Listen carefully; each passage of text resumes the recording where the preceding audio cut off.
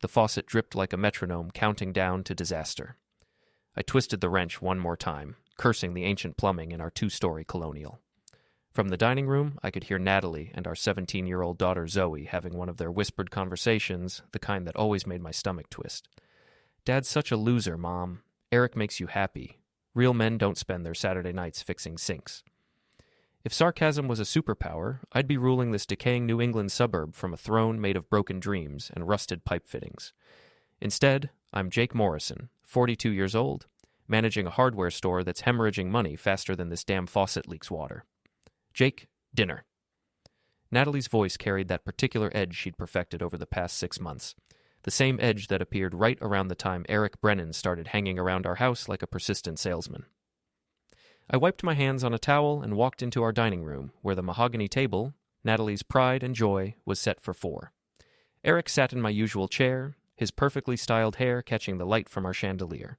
The guy looked like he'd stepped out of a fitness magazine, all broad shoulders and confident smile. "Hey, buddy," Eric said, raising his beer in a mock toast. "Hope you don't mind I grabbed your spot. Natalie said you wouldn't care." "Buddy?" Right. We'd known each other from Murphy's boxing gym for 3 years, but lately Eric had been treating our house like his personal clubhouse. Always here when I got home from work, always making himself comfortable, always making my wife laugh in ways I hadn't managed in years. "No problem," I said, settling into the chair across from him. "How's the contracting business?" "Booming. Just landed another commercial project downtown." Eric's smile widened. "Your wife's architectural firm is doing the design work. We make a great team." Zoe looked up from her phone long enough to roll her eyes. "Dad, you should see the building they're working on. It's amazing, not like your boring hardware store." "Thanks, sweetie. Your support means everything." Before we dive deeper into this story, I have one small request. Please subscribe, drop a like, comment, and hit that hype button to boost this channel so more people can discover these incredible Reddit stories. Natalie emerged from the kitchen carrying a roast that probably cost more than I made in a day. Her auburn hair was pulled back in that elegant style she wore to impress clients, or apparently to impress Eric. "I have something important to tell everyone," she said, setting the platter down with ceremony. The room went quiet. Even Zoe put down her phone. Natalie straightened her shoulders and looked directly at me. "Jake, I want a divorce. Eric and I are engaged. We've been together for 6 months." The words hung in the air like smoke from a house fire. Zoe gasped. Eric shifted uncomfortably in his chair. "And me?" I reached for my phone. "That's interesting timing," I said, my voice steady as granite, "because I have something to share too." 3 weeks ago, I'd installed a small camera in the men's locker room at Murphy's gym. Not for anything perverted. I'm not that kind of guy. But I'd suspected Eric was dealing performance enhancers to the younger guys, and I wanted proof. What I got instead was far more valuable. I pulled up the photo on my phone and airdropped it to Eric's device. His phone buzzed. He glanced down. The color drained from his face like water from a broken pipe. "What is it?" Natalie asked, leaning toward him. Eric stared at the image of himself in a compromising position with Janet Wheeler, the mayor's wife, in the gym's private shower area. The timestamp showed it was taken just last Tuesday. Eric stammered, standing abruptly. I can't do this, Natalie. This whole thing, it's a mistake." "What are you talking about?" Natalie's voice climbed an octave. Eric grabbed his jacket from the back of the chair. "We're done. The engagement, the relationship, all of it. I'm sorry." He bolted for the door, leaving Natalie standing there with her mouth open like a fish gasping for air. "You bastard!" she screamed at me. "What did you do?" I carved myself a slice of roast, the knife sliding through the meat with surgical precision. "Pass the potatoes, please." Zoe stared at me with something that might have been respect. "Dad, what just happened?" "Your mother got a lesson in choosing better partners." Natalie threw her napkin on the table and stormed upstairs. A few minutes later, I heard her car screech out of the driveway. That night, I found a note tucked under my windshield wiper. "You're finished. Stay away from her." I recognized Eric's handwriting from the invoices he'd left scattered around my kitchen table. Game on, buddy. The next morning, I woke up to 17 missed calls and 43 text messages. Apparently, Natalie had spent the night calling everyone we knew, spinning her version of events. According to her narrative, I was an abusive, controlling husband who'd sabotaged her chance at happiness. My sister Lisa called while I was making coffee. "Jake, what the hell is going on? Mom just called me crying, saying Natalie told her you threatened Eric with a gun." "I don't own a gun, Lisa." "I know that, but half the town thinks you're some kind of psycho now." Natalie's been posting on Facebook all night about emotional abuse and manipulation. Lisa Morrison Kowalski runs a private investigation firm in Boston. She's got the kind of sharp instincts that come from years of dealing with cheating spouses and corporate fraud. If anyone could help me navigate this mess, it was her. I need you to dig up everything you can on Eric Brennan, I said. And I mean everything. Financial records, legal troubles, ex-wives, parking tickets. Whatever you can find. This is about revenge, isn't it? This is about survival. Natalie's trying to destroy my reputation before the divorce proceedings even start. I need ammunition. Give me 48 hours. I spent the morning at Morrison Hardware, trying to focus on inventory and customer service while my phone buzzed constantly with notifications. Someone had created a Facebook group called Support Natalie Morrison that already had 200 members. The posts ranged from sympathy to outright calls for my public shaming. Around noon, Mike Donovan showed up. Mike used to train fighters at Murphy's gym before he took over the Black Lantern, the dive bar where half the town's secrets got spilled over cheap whiskey. "Heard you had some excitement last night," he said, examining a display of socket wrenches. "News travels fast." "Eric came by the bar around midnight, 3 sheets to the wind and babbling about blackmail.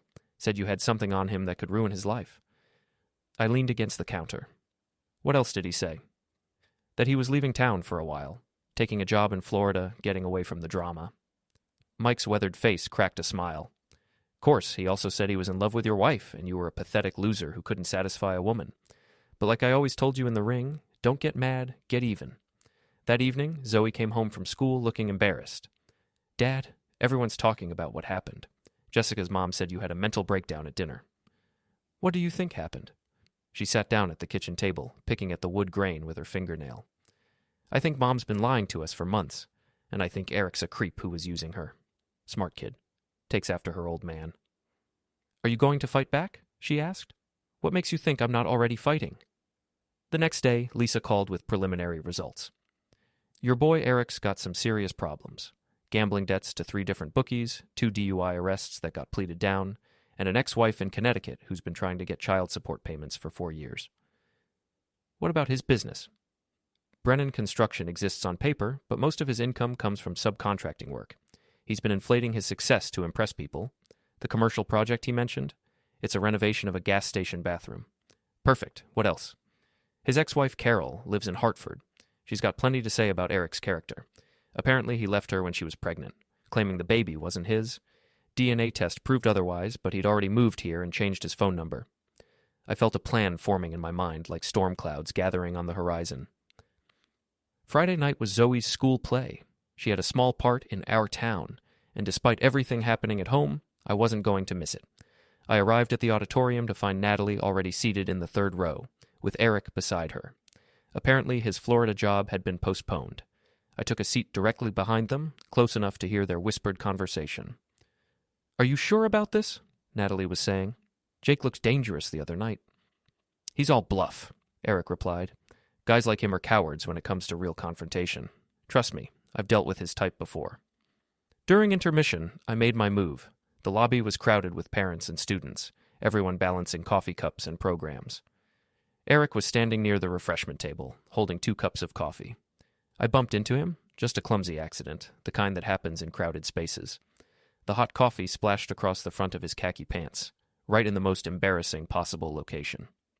"Oh man, I'm so sorry," I said, loud enough for nearby parents to hear. "Here, let me help you clean that up." I grabbed a handful of napkins and started dabbing at his crotch area, making the stain worse and drawing even more attention. Eric's face turned crimson. "Get away from me." He shoved me backward, and I stumbled into Mrs. Patterson from the PTA, who spilled her coffee on the principal's wife. The domino effect was beautiful to watch. "Eric, calm down," Natalie hissed, but he was already stalking toward me with his fists clenched. "You did that on purpose, you pathetic piece of—" "Gentlemen," Principal Harris stepped between us. "This is a school function. I'm going to have to ask you both to leave." "I was just trying to help," I said, holding up my hands innocently. "It was an accident." 20 parents had witnessed Eric's aggressive reaction to a simple mishap. By Monday morning, half the town would be talking about his anger management issues. As security escorted us both outside, I caught Natalie's expression. She looked mortified. Mission accomplished. The coffee incident became legendary by Monday morning. Somehow the story had evolved into Eric attacking me unprovoked at a children's school play. The gossip network in our town operates with the efficiency of a Swiss watch and the accuracy of a broken compass. I was restocking screws when Jennifer Walsh walked into the store. Jen was Natalie's best friend since college, one of those perfectly put-together women who always seemed to know everyone's business before they knew it themselves. "Jake, I heard about Friday night," she said, her voice dripping with fake concern. "Are you okay?" "Just fine, Jen. Thanks for asking." She wandered around the store, touching things without really looking at them. "Natalie's really worried about you. She thinks you might be having some kind of breakdown." "That's thoughtful of her." "Look, I know this situation is difficult, but maybe you should consider getting some help. There are therapists who specialize in men going through divorce. It might be good for you to talk to someone." I set down the box of screws and looked at her directly. "You know what might be good for me, Jen? If people minded their own business." Her perfectly lipsticked mouth tightened. "I'm just trying to help." "No, you're fishing for information to report back to Natalie. But since you're here, maybe you can answer a question for me. How long have you known about the affair?" Jen's composure slipped for just a moment. "I don't know what you mean." "Sure you do. Best friends tell each other everything, right? So when did Natalie first mention Eric? When did she start asking your advice about leaving her husband?" "I think I should go." "Give Natalie my regards. Tell her I said thanks for the 17 years of marriage. They were educational." That afternoon, Lisa called with more ammunition. I talked to Eric's ex-wife, Carol. She's very interested in knowing where Eric's been hiding. Apparently he owes her about $30,000 in back child support. $30,000? How's a guy with gambling debts supposed to come up with that kind of money? That's the interesting part. Carol says Eric always claimed he was broke, but she's been tracking his social media. All those photos of expensive dinners and weekend trips he's been posting. She's been screenshotting everything for her lawyer. What about his business? I did some digging into Brennan Construction. He's been inflating his income on loan applications and insurance forms. Not quite fraud, but definitely creative accounting. The kind of thing that could cause problems if the right people started asking questions. I thought about Eric's confident smile at my dinner table. What else? His gambling problem is worse than I initially thought. He owes money to some very unforgiving people. Word is, he's been looking for a big score to get them off his back. Like marrying into money? Like marrying an architect with her own firm and a house in the suburbs. The pieces were falling into place like a perfectly planned demolition. That weekend was Jen's birthday party. She threw herself a lavish celebration every year, the kind of event where appearances mattered more than actual fun. Natalie would definitely be there, probably with Eric if he was still in town. I wasn't invited, of course. But that had never stopped me before. Saturday evening, I parked across the street from Jen's pristine colonial and watched the guests arrive. Natalie showed up alone, wearing the blue dress I'd bought her for our anniversary last year. Eric was nowhere to be seen. I waited until the party was in full swing, then walked up to the front door with a small Bluetooth speaker in my jacket pocket. The device was connected to my phone, which contained an audio file Lisa had helped me create from various sources. Jen answered the door with a forced smile. "Jake, what a surprise." "Happy birthday, Jen. I brought you a gift." I held up a small wrapped box. Inside was a cheap jewelry box from my store, but she didn't need to know that. "That's very thoughtful, but I don't think—" "Nonsense. It's your special day." I pushed past her into the living room, where 20 of the town's most prominent gossips were sipping wine and pretending to enjoy themselves.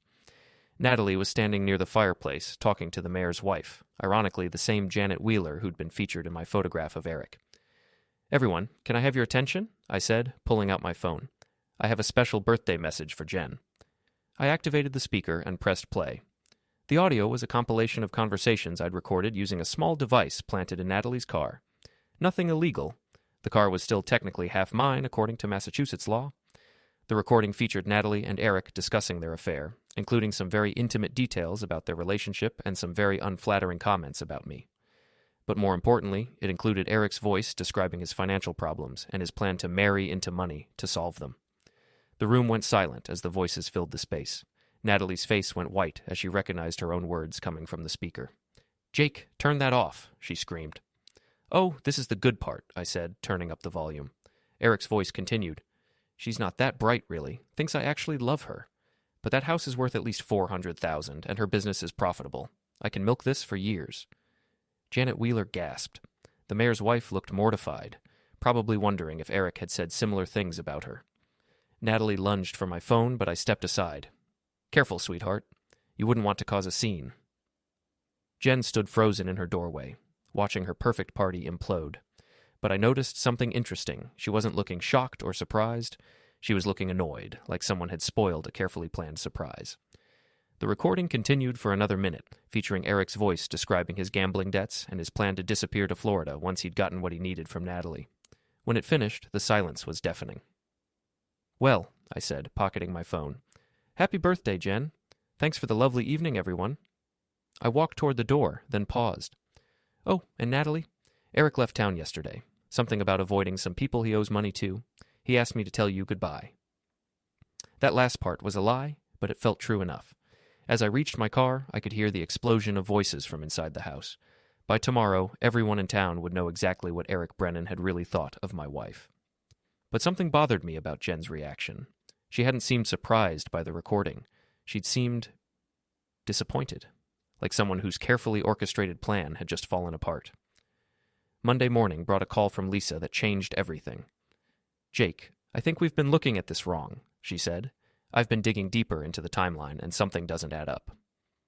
I was opening the store, fumbling with keys while balancing my coffee. "What do you mean?" "Jennifer Walsh.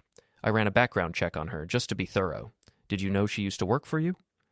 I stopped walking. "What?" 5 years ago, she was Jennifer Walsh Martinez. She worked at Morrison Hardware for about 6 months before you let her go. Ring any bells?" The memory hit me like a sledgehammer. Jenny Martinez, the bookkeeper I'd hired and fired for, consistently showing up late and spending work hours on personal calls. She'd been furious when I terminated her, claiming I was discriminating against her because she was a woman. "She threatened to sue you," Lisa continued. "Filed a complaint with the labor board that went nowhere. But get this. She married David Walsh 2 months after you fired her. Rich guy, owns 3 car dealerships. She reinvented herself completely." "You think she orchestrated this whole thing?" "I think Jennifer Walsh has been planning revenge against you for 5 years. She befriended your wife, learned about your marriage problems, and then introduced Eric into the equation." The pieces clicked together like a puzzle solving itself. Jen always pushing Natalie to find happiness. Jen suggesting girls' nights out where Eric just happened to show up. Jen encouraging Natalie to be more independent, more assertive, more willing to consider divorce. "She played matchmaker," I said. "More than that. I talked to Eric's ex-wife again. Carol says Eric called her last month, asking about Jennifer Walsh. Apparently Jen's been paying him." My stomach dropped. "Paying him for what?" "To seduce your wife and destroy your marriage. Carol has copies of bank transfers from an account in Jennifer's name to Eric's checking account. $5,000 a month for 6 months. I sat down hard on a stack of paint cans. "So Eric was never really interested in Natalie?" "Oh, he was interested in her money, but Jennifer was paying him to be interested. She wanted to make sure your marriage imploded spectacularly." "And the gambling debts?" "Real, but not as serious as we thought. Eric's been playing up his financial problems to make himself seem more desperate and sympathetic. The guy's a better actor than I gave him credit for." I thought about Jen's expression at her birthday party. She hadn't been surprised by the recording because she already knew what Eric really thought. She'd probably coached him on what to say. "Where does this leave us?" I asked. "With a choice. We can expose Jennifer's scheme, which would probably get you some sympathy and make Natalie realize she was manipulated, or we can let Jennifer think her plan worked and then destroy all 3 of them at once." I smiled for the first time in weeks. "Tell me more." Lisa's plan was beautiful in its simplicity. We would let Jennifer believe she'd won, draw her out into the open, and then expose her manipulation in the most public way possible. The annual Riverside Community Block Party was scheduled for the following Saturday. The entire town would be there, including the mayor, the police chief, and every gossip in a 50-mile radius. It was the perfect stage for a final confrontation. But first, we needed to set the trap. I called Natalie that afternoon. She answered on the 5th ring, her voice cold and distant. "What do you want, Jake?" "I want to apologize," I said. "You were right about everything. I've been a terrible husband and I drove you away." Silence on the other end. "I know I can't undo the damage I've caused," I continued, "but I want you to know that I'm going to make this divorce as easy as possible. You can have the house, the business, whatever you want. I just want you to be happy." "Are you serious?" "Very serious. I've been doing a lot of thinking since Saturday night. Eric was right to leave. You deserve better than what I gave you. Jake, I don't know what to say. You don't have to say anything. Just promise me you'll be at the block party on Saturday. I want to make a public apology. Let everyone know that you're not the villain here. I'll be there, she said softly. Next, I called Jennifer. Jen, it's Jake. I owe you an apology, too. For what? Her voice was cautious. For being such a jerk to you at your party. You were trying to help Natalie, and I took my anger out on you. That wasn't fair. Oh. Well, thank you for saying that. I'm planning to make a public apology at the block party on Saturday. To Natalie, to you, to everyone I've hurt with my behavior. I hope you'll be there. Of course I'll be there. Perfect. Now for the final piece. Lisa had tracked down Eric's location, a motel outside Hartford, where he was hiding from his creditors and waiting for the heat to die down. A phone call to Carol, his ex-wife, was all it took to get him back to town. Tell him you've got a lawyer who can garnish Jennifer Walsh's assets to pay his child support, Lisa suggested. That'll bring him running. By Friday evening, all the players were in position. Eric was back in town, staying at the same motel where he'd been meeting Natalie for their secret encounters. Jennifer was confident her revenge plot had succeeded, and Natalie was feeling guilty about how everything had turned out. I spent Friday night preparing my speech and reviewing the evidence Lisa had gathered. Bank records, phone logs, witness statements, everything we needed to expose Jennifer's manipulation and Eric's deception. Saturday morning dawned clear and bright, perfect weather for a community gathering. I arrived at Riverside Park early, ostensibly to help with setup, but really to make sure the sound system was working properly. The block party was scheduled to start at noon, with speeches from community leaders at 2 o'clock. I'd volunteered to speak about the importance of forgiveness and second chances. By 1:30, the park was packed. Families with children, elderly couples in lawn chairs, teenagers pretending to be too cool for community events but secretly enjoying themselves. The perfect audience for what was about to unfold. I spotted Natalie near the bandstand, wearing a yellow sundress and looking nervous. Jennifer was beside her, offering what appeared to be moral support, but was probably coaching on how to handle my public apology. Eric lurked near the food trucks, trying to look casual, but obviously uncomfortable. He kept checking his phone and scanning the crowd like he expected trouble. At exactly 2 o'clock, Mayor Davidson introduced me to the crowd. Ladies and gentlemen, Jake Morrison has asked to say a few words about community, forgiveness, and moving forward after difficult times.